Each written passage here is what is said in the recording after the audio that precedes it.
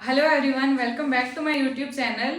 So as discuss in previous video, आज हम start करेंगे CSEET से कि ये क्या रहता है, इसके एग्जाम्स कब होते हैं, कितने सब्जेक्ट्स होते हैं, साल में कितनी बार एग्जाम कंडक्ट होते हैं, इसकी फीस क्या रहती है और आपको क्लासेस कहाँ से अटेंड करनी चाहिए, ये सब टॉपिक्स हम वन बाय वन डिस्कस करेंगे। सो फर्स्टली CSEET की फुल फॉर्म क्या है? Company secretary executive entrance test इसकी फुल फॉर्म है। ये एक MCQ बेस्ड टेस्ट रहता है जो कि ICSI द्वारा कंडक्ट होता है। इसमें टोटल 4 सब्जेक्ट्स होते हैं एज मेंशन्ड ऑन स्क्रीन। सो जो ये सब्जेक्ट आपको 4 शो हो रहे हैं स्क्रीन पे, ये MCQ बेस्ड इनका एग्जाम कंडक्ट होता है ICSI द्वारा। तो इसमें क्या होता है कि 200 मार्क्स का टोटल एक चारों सब्जेक्ट का एक ही एग्जाम कंडक्ट होता है। टोटल 200 मार्क्स का होता है और 2 घंटे हमें उसको सॉल्व करने के लिए मिलते हैं। ईच सब्जेक्ट 50 मार्क्स का होता है। सो अभी हम स्टार्ट करते हैं रजिस्ट्रेशन से। CSEET की रजिस्ट्रेशन कैसे होती है? ठीक है, तो ये ऑनलाइन आप इसको रजिस्टर कर सकते हो, घर से भी रजिस्टर कर सकते हो। इसका लिंक मैंने डिस्क्रिप्शन में मेंशन कर दिया और आपको शो भी हो रहा होगा।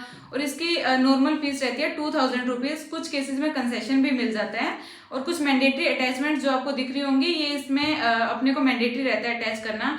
अब बच्चों का क्वेश्चन क्या रहता है कि क्या यदि हम अगर ट्वेल्थ के लिए अपियर कर रहे हैं और अभी तक रिजल्ट हमारा नहीं आया, तो क्या हम CSEET के लिए अपियर कर सकते हैं? तो हाँ, आप बिल्कुल कर सकते हो। आपको इसके लिए मैंडेटरी जो चाहिए होगा वो होगा 12th का रोल नंबर आपको अटैच करना होगा 12th की मार्कशीट की जगह।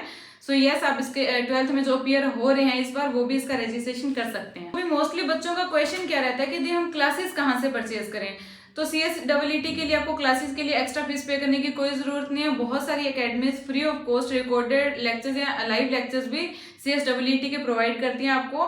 जैसे मैंने मेरे टाइम पे क्या किया था, यस एकेडमी की क्लासेस देखी थी CSEET की, उस टाइम पे भी फ्री थी। तो आपको अभी भी वो फ्री ऑफ कॉस्ट मिलेंगी यस एकेडमी में, यूनिक एकेडमी में, और भी बहुत एकेडमीज रहेंगी, आप देख सकते हो डेमो लेक्चर्स जाके। तो इसमें क्या रहता है कि आपको अराउंड 2 to 3 मंथ्स प्रिपरेशन के लिए लगते हैं, इंक्लूडिंग कि आप सिलेबस भी आपका कंप्लीट हो जाए। इतना टाइम आपको प्रिपेयर करने के लिए लगता है और अब इसके बाद आप इजीली इसको क्लियर कर सकते हो। और एज आई मेंशन बिफोर कि MCQ बेस्ड टेस्ट रहता है। सो इसमें आपको मेन चीज जो आपकी एग्जाम क्लियर करने में हेल्प करेगी वो है प्रैक्टिस।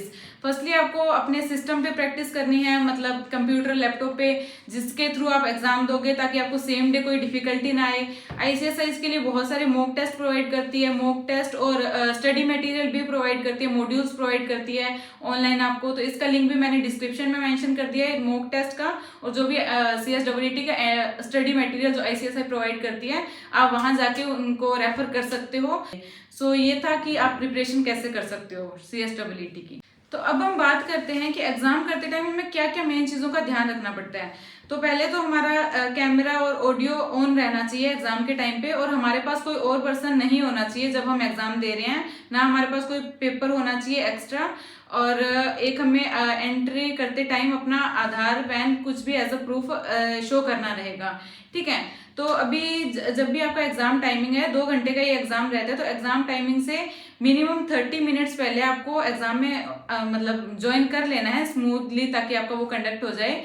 और अगर कोई बच्चा लेट भी हो जाता है तो एग्जाम जब से स्टार्ट हुआ है उसके मैक्सिमम 15 मिनट्स तक आप एंट्री ले सकते हो, बट उसके बाद आपको अलाउड नहीं करेंगे। और एक मोस्ट इंपॉर्टेंट चीज ये है कि इसमें नेगेटिव मार्किंग नहीं होती बिल्कुल भी। सो जैसे 4 सब्जेक्ट रहते हैं, एक सब्जेक्ट 50 मार्क्स का रहता है। ठीक है, तो इसमें क्वेश्चंस कैसे आते हैं कि एक सब्जेक्ट में 35 क्वेश्चंस होते हैं। 15 क्वेश्चंस जो होते हैं वो ईच क्वेश्चन 2 मार्क्स का होता है, and 20 questions each question 1 marks के होते हैं। सो ऐसे एक सब्जेक्ट का 50 मार्क्स बनते हैं। ठीक है, तो इसमें नेगेटिव मार्किंग नहीं होती। तो ये आप बिल्कुल ध्यान रखें कि आप सारे क्वेश्चंस अटेम्प्ट करके आए, कोई आपको वहां जज करने को नहीं बैठा है। बिल्कुल आप सारे क्वेश्चंस अटेम्प्ट करके आए, बिल्कुल भी कोई क्वेश्चन स्किप करने की जरूरत नहीं है। एंड इसमें पासिंग परसेंटेज का बहुत बच्चों को डाउट रहता है कि क्या रहता है।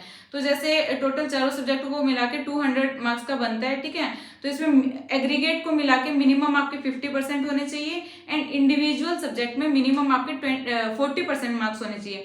फॉर एग्जाम्पल 200 में से एटलीस्ट 100 मार्क्स आपको एग्रीगेट में कवर करने हैं, एंड इंडिविजुअल हर सब्जेक्ट में आपको 20 मार्क्स हर सब्जेक्ट में आपको आने चाहिए, विच इज 40%। ठीक है, तो ये पासिंग का क्राइटेरिया रहता है। सो अभी हम बात करते हैं कि ये जैसे मैंने मेंशन किया कि ये 4 बार होता है साल में। तो कब कब होता है? फर्स्ट होता है जनवरी, 2 मई, 3 जुलाई एंड 4 नवंबर।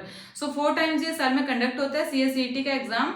तो इसके लिए भी जैसे जनवरी का टाइम तो निकल गया, जो बच्चे अभी इस वीडियो को देख रहे हैं वो आगे मई के लिए एनरोल कर सकते हैं, ठीक है। तो उसका ड्यू डेट क्या है, 15 अप्रैल 2025 लास्ट डेट है रजिस्टर करने का CSEET के लिए, जिसका 3 मई को एग्जाम कंडक्ट होने जा रहे हैं और उसके विद इन 10 डेज आपका रिजल्ट भी आ जाएगा। उसके लिए आप CS एग्जीक्यूटिव के लिए एनरोल कर सकते हो।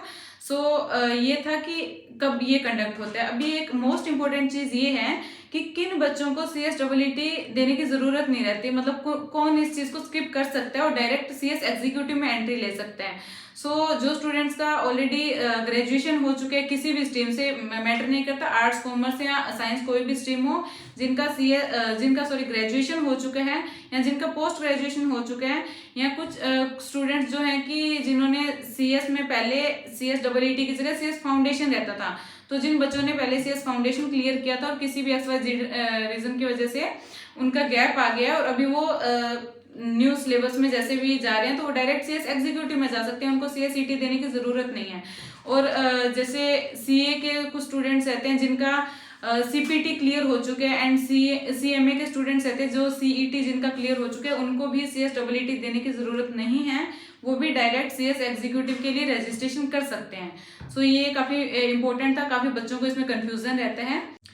होप्स हो कि आपको CSEET की सभी क्लैरिटीज मिल गई होंगी। इसके बाद भी अगर आपका कुछ क्वेश्चन रहता है किसी भी चीज़ के रिगार्डिंग, तो आप मुझे कमेंट कर सकते हैं, DM कर सकते हैं, I will definitely reply. And जो मेरी नेक्स्ट वीडियो रहेगी वो आएगी CS एग्जीक्यूटिव पे स्क्रैच से, उसका भी सब कुछ बताऊंगी कि कैसे रहता है, क्या रहता है, कौन से सब्जेक्ट रहते हैं। Please stay tuned and thank you so much. Please do like, share and subscribe. Thank you so much.